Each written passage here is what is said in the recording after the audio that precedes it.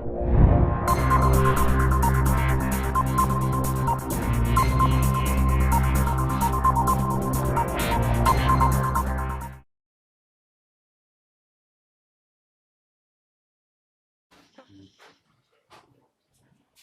Guys, मैं Bittu boss आप सभी लोग को हमारी इस यूट्यूब चैनल पर स्वागत करता हूं। आज हम लोग क्लास 9th के मैथ एक्सरसाइज 1.1 का अध्ययन करेंगे। जो एक्सरसाइज 1 का संख्या पद्धति है, नंबर सिस्टम। संख्या पद्धति पढ़ने से पहले हम इसमें संख्या पद्धति में कुछ इम्पोर्टेंट शब्द हैं, उनके बारे में हम जानेंगे ये क्या होते हैं, तब जाकर क्लास 9th के संख्या पद्धति हमें समझ में आएगा। तो चलिए गाइस, हम लोग स्टार्ट करते हैं। परिमेय संख्या किसे कहते हैं? परिमेय संख्या को हम अंग्रेजी में नेचुरल नंबर्स बोलते हैं, जिसका सिंबल्स n होता है। n से इसको हम डिनोट करते हैं। परिमेय संख्या किसे कहते हैं? बोलेंगे कि वह सभी संख्याएं परिमेय संख्या होती हैं जो 1 से स्टार्ट होती हैं। बोलेंगे हम कि वह संख्या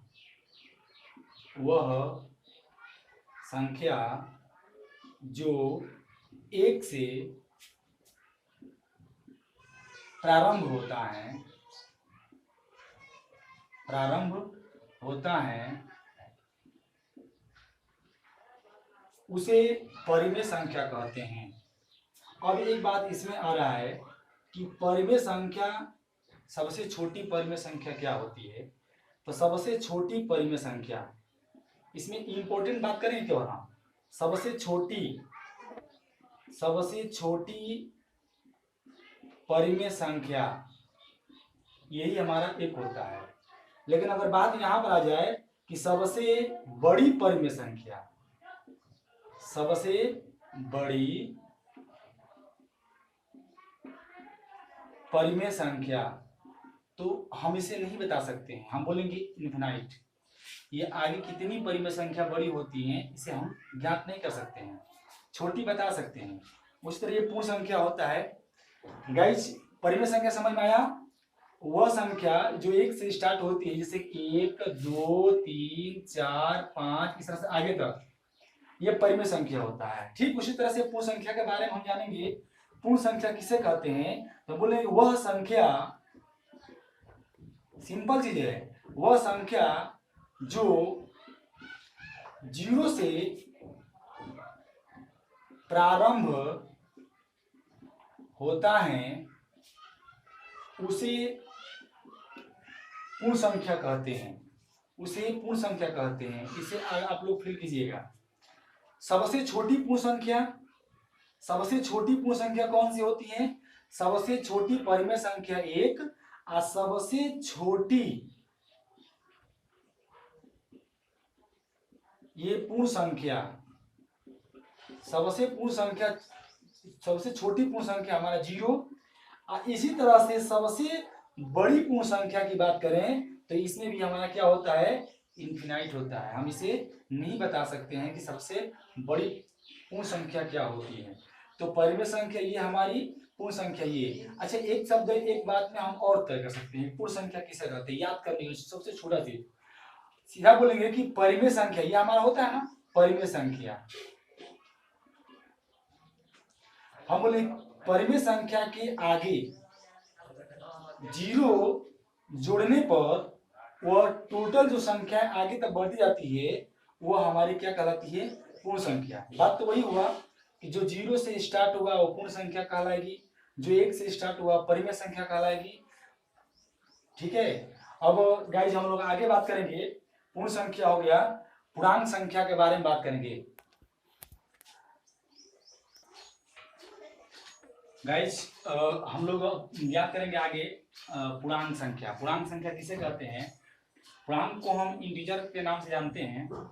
यहाँ बोलेंगे कि पूर्णांक संख्या किसे कहते हैं, तो बोलेंगे जो वह संख्या जो 0 से बड़ी, जैसे 1 2 3 4 16 इस तरह आगे लिखते हैं, और 0 से छोटी, -1 -2 -3 -4 इस तरह से आगे।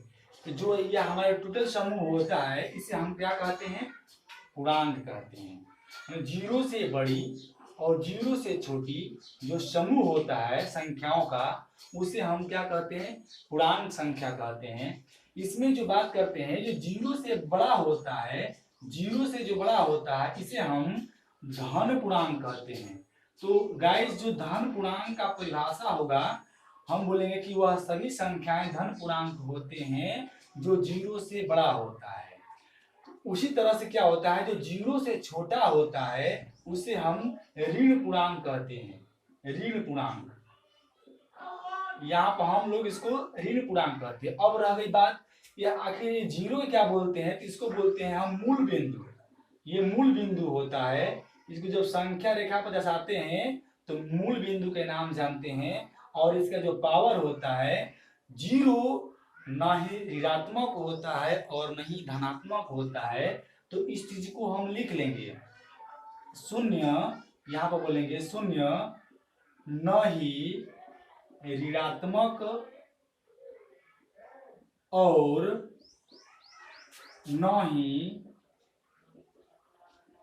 धनात्मक होता है। मतलब हम बोलेंगे कि जो शून्य होता है न ही यह ऋणात्मक होता है और न ही धनात्मक होता है। तो थोड़ा सा पीछे चलेंगे, भाज्य और अभाज्य गाइस आप सभी लोग को मालूम होगा, अगर नहीं मालूम होगा तो हम पीछे वीडियो इसी चीज को भी डाले हुए हैं, वहां पर जाकर देखेंगे तो भाज्य अभाज्य सम विषम सब बढ़िया से बताए हुए हैं क्लास 10 के बारे में। अगर जिसको नहीं मालूम होगा जाकर उसमें देख लेगा। तो हम थोड़ी सी बात को पीछे वाली बात को रखेंगे। जिस तरह शून्य को बोले हैं कि न ही ऋणात्मक और न ही धनात्मक होता है, उसी तरह से जो एक होता है, जो एक की पावर होता है, यह जो होता है न भाज्य होता है और न अभाज्य होता है। तो शून्य को और एक को हम याद रखेंगे बढ़िया से। शून्य न ही ऋणात्मक और न ही धनात्मक होता है, एक न भाज्य और न ही अभाज्य होता है। गाइस ये हमारे पूर्णांक हुए। अब हम लोग बोलेंगे परिमेय संख्या। परिमेय संख्या किसे कहते हैं? परिमेय संख्या को रेशनल नंबर्स बोलते हैं। यह क्या होता है? परिमेय संख्या वह संख्या, हम बोलेंगे वह संख्या जिसे P बाई Q के रूप में लिखा जाए उसे परिमेय संख्या कहते हैं या रेशनल नंबर कहते हैं। परिमेय संख्या जहां, यहां पर एक बात और है, जहां Q इजकल टू, जो Q होता है वह इजकल टू नॉट जीरो होता है, मतलब जीरो के बराबर नहीं होता है। अगर जीरो के बराबर हो जाएगा तो वह परिमेय संख्या न कहलाएगी, ना परिमेय होगा ना ही अपरिमेय होगा। तो ध्यान रहे जीरो के बराबर नहीं होना चाहिए इसका हर। जैसे एग्जाम्पल के रूप में अगर बात करें हम, तो एग्जाम्पल के रूप में बात करें तो बोलेंगे कि 1/2 यह एक परिमेय संख्या है। P बाई Q के रूप में है, Q जो हर होता है जीरो नहीं है, 2 है। बात करें यहाँ पर 2/5 ये परिमेय संख्या है। और बात करें 1, ये भी एक परिमेय संख्या है। बात करें 2, ये भी एक परिमेय संख्या है, क्योंकि इसके नीचे हम हर लिख सकते हैं 1। अच्छा एक बात और रह गई, यहाँ पर हम 9th में ये चीज को पढ़ेंगे कि जीरो परिमेय संख्या है या नहीं। तो जीरो एक परिमेय संख्या है, जीरो एक परिमेय संख्या है क्योंकि इसके नीचे 1 लिखा जा सकता है। इस प्रकार से जीरो एक परिमेय संख्या इसे माना जाता है। चले आते हैं अब अपरिमेय संख्या में। अपरिमेय संख्या इरेशनल नंबर होता है। तो अपरिमेय संख्या बस इसका बताए हैं कि इसका उल्टा होता है। वह संख्या बोलेंगे, वह संख्या जिसे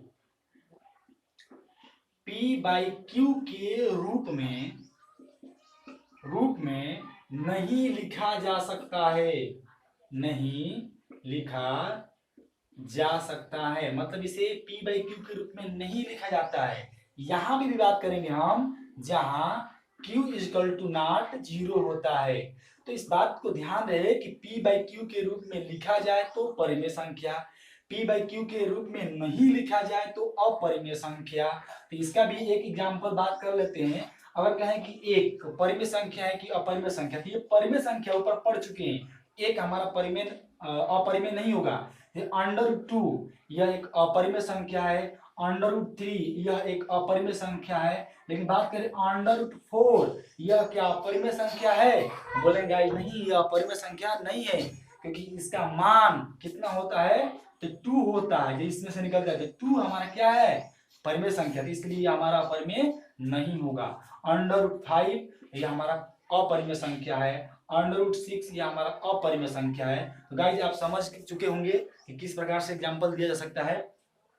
चलिए अब आते हैं वास्तविक संख्या किसे कहते हैं। सिंपल चीज है, इसको हम पढ़ा चुके हैं क्लास 10th में, आप पीछे देख सकते हैं। ये वास्तविक संख्या क्या होती है, तो P/Q मतलब परिमेय संख्या। हम लिख सकते हैं यहाँ पर कि परिमेय संख्या तथा अपरिमेय संख्या, अपरिमेय संख्या का जो समूह होता है, समूह मतलब कि परिमेय और अपरिमेय का जो भी समूह होता है, उन सबको हम क्या कहते हैं, वास्तविक संख्या कहते हैं, जिसे हम R से डिनोट करते हैं। हमारा वास्तविक संख्या परिमेय तथा अपरिमेय का जो समूह होता है वह क्या होता है, वास्तविक संख्या होता है। तो गाइज अब हम लोग प्रश्नावली स्टार्ट करेंगे 1.1।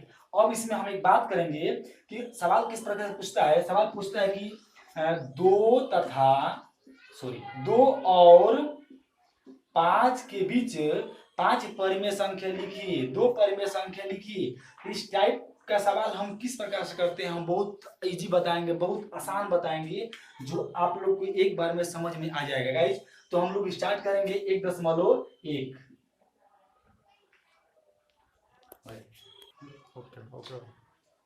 चलिए सवाल गाइज 1.1 हम लोग स्टार्ट करेंगे। पहला सवाल उसमें है, क्या 0 एक परिमेय संख्या है? क्या इसे आप P/Q के रूप में लिख सकते हैं, जहां P और Q पूर्णांक है और Q = 0 है। तो गाइस हम इसीलिए हम कहे सबसे पहले नंबर संख्या पद्धति के सवाल पढ़ने से पहले हम कुछ शब्दों के बारे में हम जानेंगे।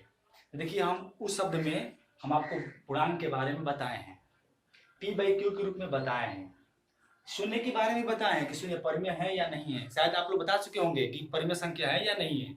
तो इसका बस हमें आंसर लिखना है कि क्या 0 एक परिमेय संख्या है। तो हम बोलेंगे यहाँ बस की लिख देंगे हम कि हाँ 0 एक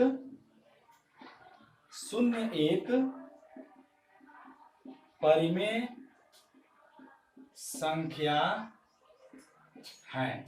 इसका उत्तर हो गया।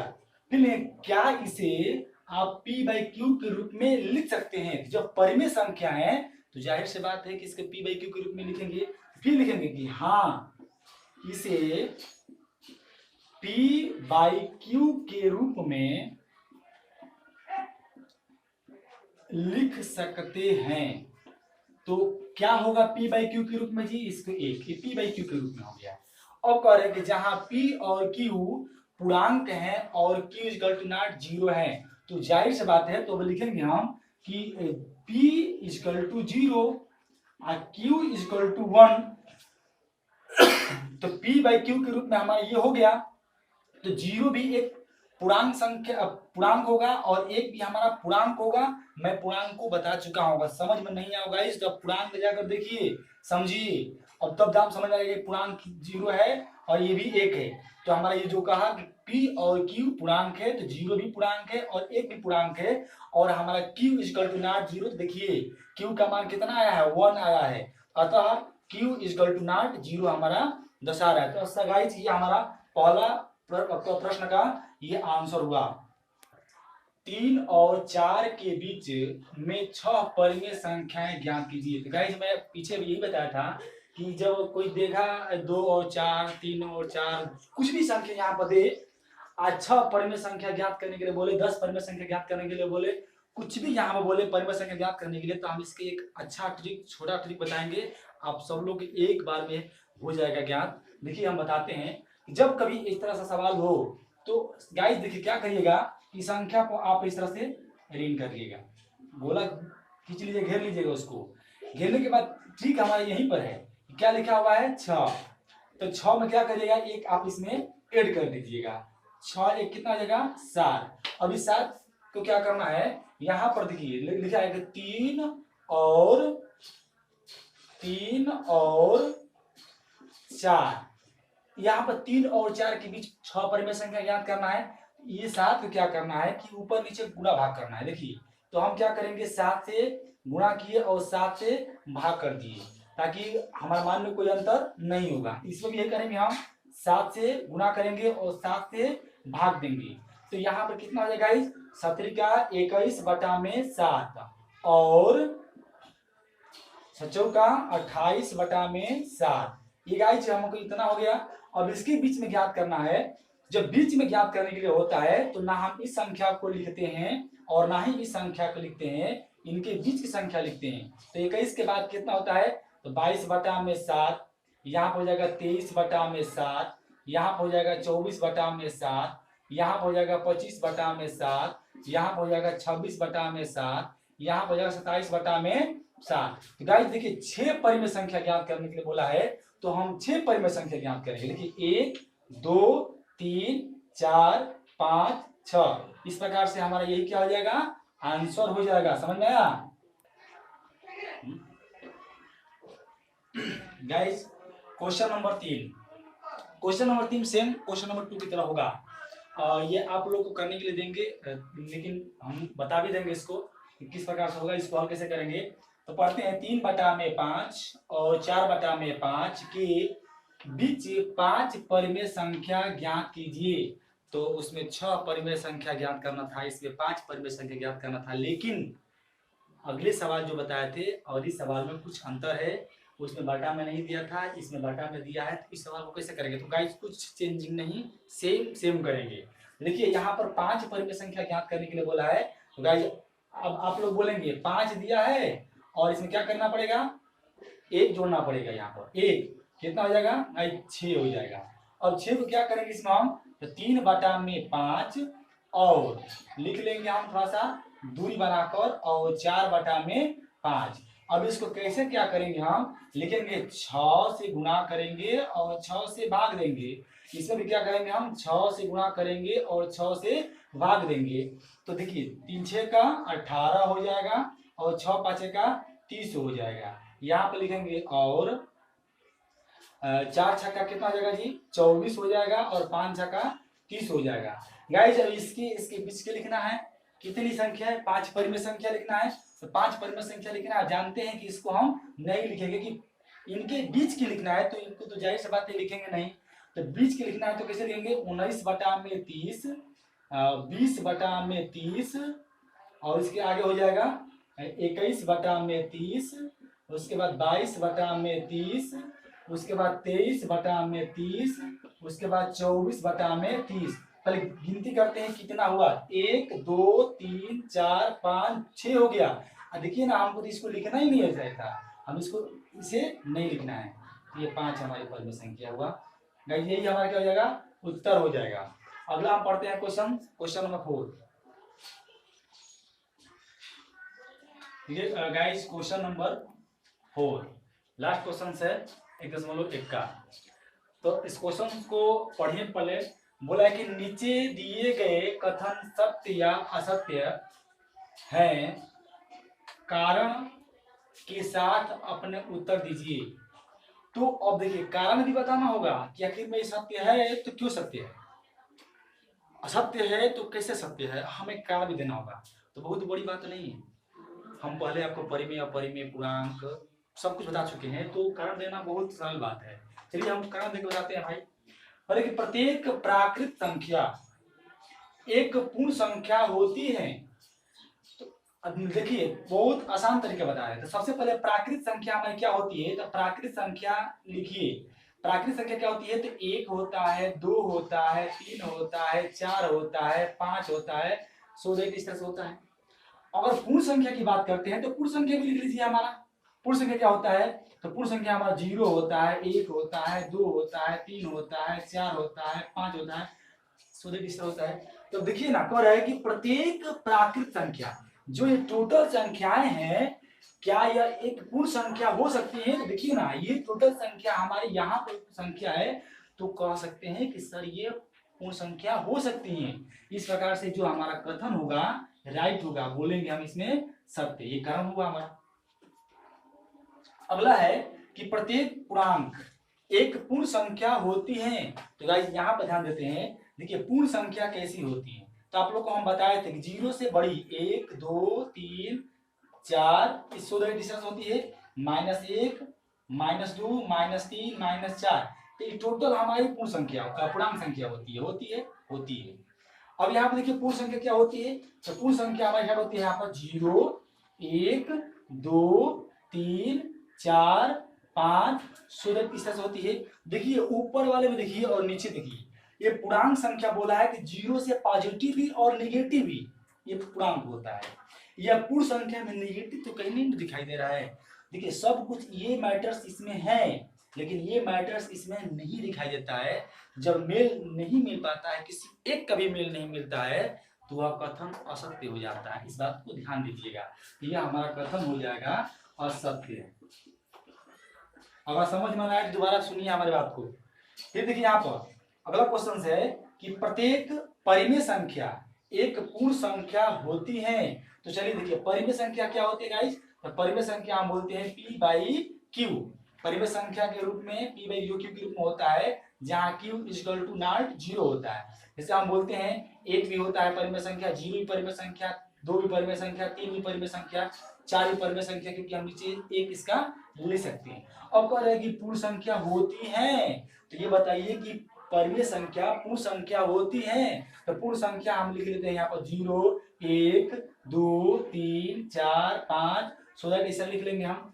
तो देखिए यह परिमेय संख्या एक पूर्ण संख्या होती है। तो गाइस देखिए परिमेय संख्या ये टोटल परिमेय संख्या है, और टोटल परिमेय संख्या ये पूर्ण संख्या होती है। गाइस दोनों का कथन मिल रहा है ना, तो हम बोलेंगे यहाँ पर क्या चीज सत्य। अब अपने आप से कर सकते हैं, यह बात कथन करने से आप एकदम अपने आप समझ जाएंगे। गाइस धन्यवाद। आज यह 9 का टोटल प्रश्नावली खत्म हुआ। अगले एक्सरसाइज 1.2 हम अगले वीडियो में डालेंगे। गाइस अगर कोई भी क्वेश्चन आपको समझ में ना आया हो तो कमेंट में अवश्य लिखिए, ताकि मैं उसको सुधार कर अगले वीडियो में डाले। जय हिंद जय भारत।